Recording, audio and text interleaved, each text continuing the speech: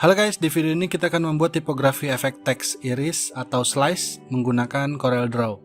Langsung aja kita buat background dengan cara double klik pada rectangle tools. Ini akan secara otomatis membuat kotak dengan ukuran sebesar halaman kertas kerja. Klik kiri untuk warna fill, klik kanan di sini untuk menghilangkan warna outline. Lanjut kita buat teks. Kita ganti fontnya ke Arial Black.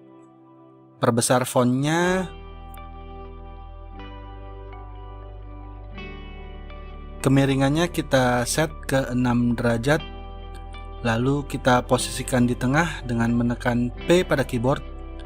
Kasih warna putih tanpa outline. Lanjut untuk efek iris atau potongnya kita pakai knife tool. Klik tanda panah kecil pada crop tool, lalu pilih knife. Potong teks seperti ini.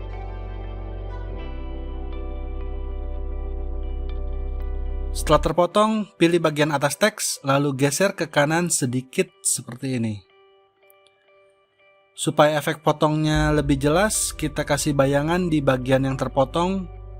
Klik Interactive Fill Tool.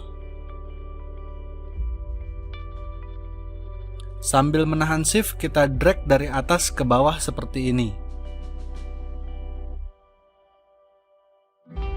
Klik kotak fill ini. Lalu kita kasih warna gelap seperti ini.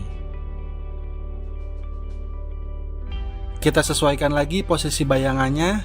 Sambil menahan shift kita geser ke bawah kira-kira seperti ini. Jadi deh, semoga bermanfaat. Sampai ketemu di video selanjutnya.